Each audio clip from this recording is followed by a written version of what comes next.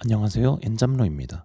테슬라는 지난 2023년 3월 2일 인베스터 데이를 통해 테슬라의 마스터 플랜 3에 대해 자세히 설명했는데요. 머스크는 4시간 동안의 영상 중에서 약 20분 동안 왜 인류가 화석 연료 에너지에서 재생 가능 에너지로 전환해야만 하는지, 그리고 이러한 전환에 대한 테슬라의 마스터 플랜을 설명했습니다. 오늘은 테슬라가 인베스터 데이에서 설명한 에너지 전환 부분에 대해 자세히 알아보고, 왜 테슬라의 궁극적인 목표가 지속 가능한 에너지로의 글로벌적 전환인지, 결국에는 세계적인 추세가 왜 이러한 테슬라의 길로 갈 수밖에 없는지 알아보도록 하겠습니다. 테슬라는 지구상에서 현재 80억 인구뿐만 아니라 훨씬 더 많은 인구를 지원할 충분한 에너지를 생성할 수 있다고 말합니다. 즉, 이론적으로 이 행성에서 훨씬 더 지속 가능하게 성장할 수 있다는 것인데요. 테슬라는 이를 위해서 전체 에너지의 80%가 화석 연료에서 나오는 현재의 비효율적인 에너지 모델에서 근본적으로 다른 모델로 이동해야 한다고 주장합니다. 영상에 따르면 현재의 모델이 비효율적인 이유는 화석 연료 연소를 기반으로 하기 때문입니다. 이런 방식은 열 역학적인 측면에서 보았을 때 에너지의 3분의 1만이 유용한 움직임이나 열원으로 사용되고, 나머지 3분의 2는 그냥 낭비됩니다. 예를 들어서 내연기관 자동차에서는 휘발유 에너지의 25%만이 운동 에너지로 변환됩니다. 나머지는 열로 낭비되어 완전히 쓸모가 없어집니다. 또한 여기에 석유를 추출하고 정제하고 디젤이나 휘발유로 변환하고 지구 반대편으로 보내는데 필요한 에너지까지 추가로 낭비해야 합니다. 이 말은 결과적으로 화석 연료로 움직이는 차는 전체 중 20% 이하의 에너지만이 유용한 운동 에너지로 변환된다는 말입니다. 따라서 연소 기반 경제 모델에서 전기 기반 경제 모델로의 전환은 필수적이라고 할 수 있습니다. 일반적으로 대부분의 사람들은 탈탄소화를 위해 에너지 모델을 변경해도 지구 전체의 에너지를 공급하기 위해서는 이전 모델과 동일한 양의 에너지가 필요할 것이라고 가정합니다. 하지만 머스크의 말에 따르면 지속 가능한 에너지는 50% 이상의 에너지 효율을 가지고 있기 때문에 지구 전체에 필요한 에너지의 양을 절반으로 줄일 수 있다고 합니다. 머스크는 우리에게 필요한 모든 에너지를 공급하는데 태양광 발전소, 풍력 발전소 및 배터리에 대한 투자가 필요하며, 이는 약 10조 달러에 달한다고 말합니다. 이는 2022년 세계 전체 GDP의 약 10%에 해당하며, 이 투자를 10년에 걸쳐 진행한다면 매년 글로벌 GDP의 1%의 금액을 전기경제 인프라에 투자해야 한다고 언급했습니다. 또한 머스크는 이러한 에너지를 생산하는 데 필요한 태양 전지판과 풍력 터빈 그리고 배터리 저장소가 차지하는 표면적은 지구 전체의 표면의 0.2%에 불과할 것이라고 말합니다. 테슬라는 이러한 조건들이 작지는 않지만 완벽하게 실현 가능하고, 무엇보다도 연소 경제에서 현재 인프라가 차지하는 비용과 면적보다 훨씬 적다고 강조합니다. 즉, 테슬라가 전기차, 로봇 연구 개발에서도 항상 강조하는 효율성이 에너지 전환의 핵심인 것입니다. 이와 동시에 테슬라는 어떻게 화석 연료를 대체할 것인지 구체적인 비전을 제시했는데요. 다음 슬라이드가 테슬라가 전기 기반 경제로 전환하기 위해 가장 중요하게 생각하는 5가지입니다. 순서대로 나열해보면, 태양광 에너지 생성을 위한 솔라 패널 인프라 구축, 전기차로의 전환, 난방의 히트펌프를 사용하여 손실이 거의 없게 열 에너지를 전달하는 것, 수소 에너지를 이용한 산업에서의 열 전달, 배와 비행기의 재생 가능 에너지 사용입니다. 테슬라의 자료에 따르면 35%를 차지하는 태양광 발전은 미국과 같은 경우 작년 대비 50%의 성장률을 보여주고 있고, 전기차 생산의 경우 매년 59%의 성장률을 보여준다고 말합니다. 특히 전기차 분야와 관련해서는 다음의 슬라이드를 보여주며 자동차 차종의 모든 라인업을 테슬라가 독점할 것이라는 비전을 보여줬습니다. 전문가들은 영상에서 천으로 덮여있는 차종은 벤과 로보택시로 추정하고 있습니다. 여기에 추가적으로 테슬라 모델 3에 저장된 에너지를 운동 에너지로 바꿔주는 효율이 가솔린 자동차인 토요타 코롤라보다 4배 더 높다고 언급했습니다. 또한 테슬라는 산업과 가정집에서의 히트펌프 사용에 관하여 매년 설치율이 10%씩 높아지고 있다고 말하며, 히트펌프의 장점에 관해서 언급했는데요. 히트펌프는 쉽게 말하면 전기를 사용해 바깥의 열을 안으로 옮기는 기기입니다. 테슬라는 그래프를 보여주며 히트펌프를 사용하면 건물을 난방하는 데 기존 가스에 비해 3배의 효율성을 보여준다고 말합니다. 머스크는 자사의 히트펌프를 만들어 언젠가 건물과 산업 현장에 사용할 것이라고 추가적으로 언급했습니다. 또한 화학산업의 전기화 부분에 대해 머스크는, 수소는 교통수단에서는 그다지 효율적이지 않지만 화학 공정과 같은 산업용 에너지는 물의 전기 분해를 통한 그린 수소 사용으로 제 역할을 할 것으로 보인다라고 말했습니다. 마지막으로 비행기와 선박에 관해서는 디자인을 전체적으로 수정하고 배터리의 최적화와